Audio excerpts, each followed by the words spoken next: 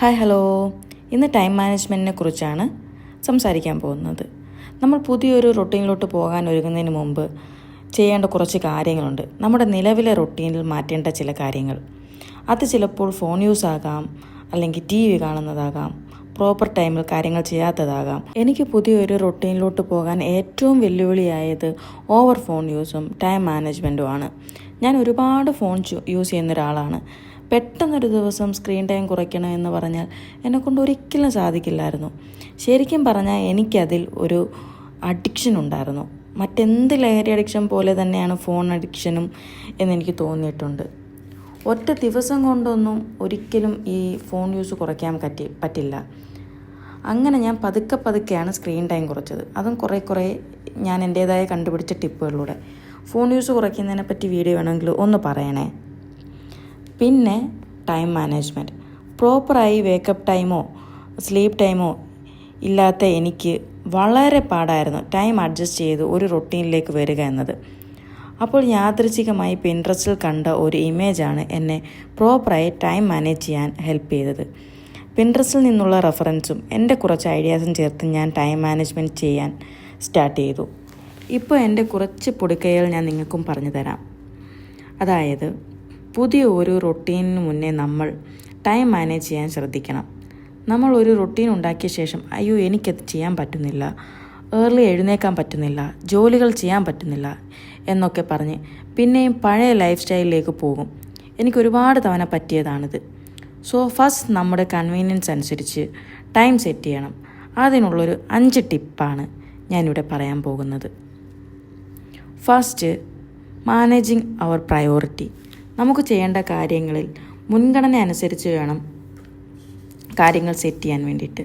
അതിന് നമ്മൾ ചെയ്യേണ്ടത് ഒരു ടു ഡു ലിസ്റ്റ് തയ്യാറാക്കുക എന്നതാണ്. അന്നേ ദിവസം നമുക്ക് ചെയ്യേണ്ട കാര്യങ്ങൾ ഇമ്പോർട്ടൻസ് അനുസരിച്ച് അറേഞ്ച് ചെയ്യണം. ഡെയിലി റൊട്ടീൻ പുറമെ നമുക്ക് പുറത്തു പോകേണ്ട ആവശ്യങ്ങളൊക്കെ വരില്ലേ, അത് ടു ഡു ലിസ്റ്റിൽ ഉൾപ്പെടുത്തുക. പോകേണ്ട ടൈം നോട്ട് ചെയ്യുക. അതിനു മുമ്പ് ചെയ്ത് തീർക്കേണ്ട കാര്യങ്ങൾ എഴുതുക. എന്നിട്ട് വന്നിട്ട് ചെയ്യാനുള്ള കാര്യങ്ങളും എഴുതുക.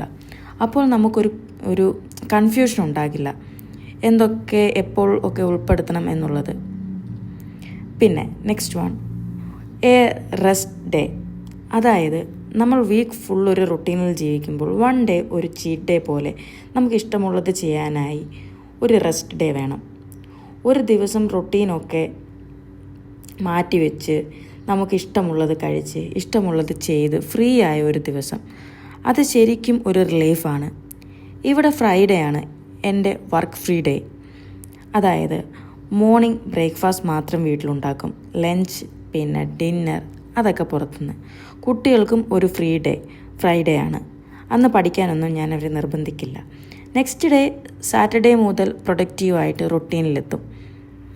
പിന്നെ അടുത്തത്, routine for kids.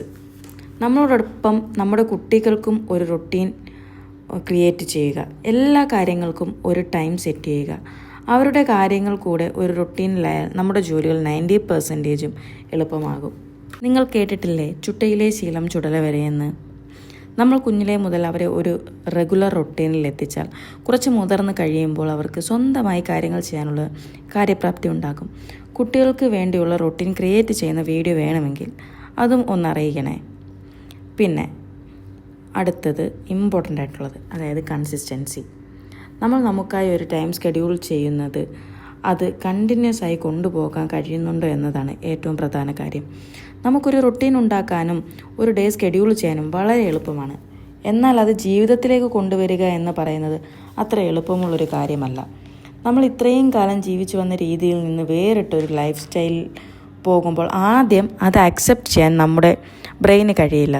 So brain നമ്മളെ അതിൽ നിന്ന് പിന്തിരിപ്പിക്കാൻ ശ്രമിച്ചു കൊണ്ടേയിരിക്കും.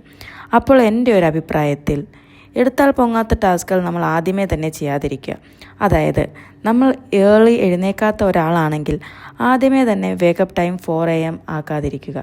നോർമൽ എഴുന്നേക്കുന്ന ടൈമിൽ തന്നെ എഴുന്നേറ്റിട്ട് ബാക്കിയൊക്കെ ഷെഡ്യൂൾ അനുസരിച്ച് ചെയ്യുക. അപ്പോൾ നമുക്ക് ആദ്യം തന്നെ മനസ്സിലൊരു പോസിറ്റീവ് സൈൻ ഉണ്ടാവും, എനിക്ക് എല്ലാ കാര്യങ്ങളും കൃത്യനിഷ്ഠയായി ചെയ്യാൻ കഴിയുന്നു എന്നത്. അല്ലാതെ 4 മണിക്ക് അലാം വെച്ചിട്ട് എഴുന്നേക്കാൻ കഴിയാതെ അതോർത്ത് നെഗറ്റീവ് അടിച്ചിരിക്കുന്നത് നല്ലതല്ലേ? നമ്മളൊരു നല്ല കാര്യത്തിൽ നിന്നും പിന്തിരിപ്പിക്കുന്ന എന്ത് നെഗറ്റീവ് തോട്ട്സും നമ്മൾ മൈൻഡ് ചെയ്യാതിരിക്കുക. പിന്നെ പയ്യെ കൊണ്ട് മനസ്സിനെ പാകപ്പെടുത്തിയെടുക്കുക ഏർലി എഴുന്നേക്കണം എന്നുള്ളത്. അപ്പോൾ ഞാൻ പറഞ്ഞു വന്നത് കൺസിസ്റ്റൻസി നിലനിർത്തിയാലേ ശരിക്കും നമ്മളൊരു റൊട്ടീനിലാണെന്ന് പറയാൻ പറ്റൂ. നമ്മൾ അടുക്കും ചിട്ടയോടും കൂടെ കാര്യങ്ങൾ ചെയ്താൽ അതിൻ്റെ പോസിറ്റീവ് ഫലം ഒരുപാടുണ്ട്. മെൻ്റലി ആൻഡ് ഫിസിക്കലി നമ്മൾ ഒരുപാട് റിലാക്സ്ഡ് ആവും. സമയം ചിട്ടപ്പെടുന്നത് കൊണ്ട് നമുക്ക് എന്ത് ബെനിഫിറ്റ് എന്ന് ചോദിച്ചാൽ ലൈഫ് ഒരുപാട് ഈസിയാകും. കുറച്ചധികം സമയം നമുക്കായി കിട്ടും. മൾട്ടി ടാസ്കിങ് കുറയും. മെൻ്റൽ പീസ് കിട്ടും. പണ്ടൊക്കെ സ്ത്രീകൾ പറഞ്ഞു കേട്ടിട്ടില്ലേ, രാവിലെ തൊട്ട് വൈകിട്ട് വരെ കിച്ചണിൽ തന്നെ ജോലി ചെയ്ത് മടുത്തു, എല്ലാവരുടെയും കാര്യങ്ങൾ നോക്കി സ്വന്തം കാര്യം നോക്കാൻ പോലും സമയമില്ല എന്നൊക്കെ. അന്നൊക്കെ അവർക്കറിയില്ലായിരുന്നു ലൈഫ് ഷെഡ്യൂൾ ചെയ്യുന്നതും ടൈം മാനേജ് ചെയ്യുന്നതും ഒക്കെ.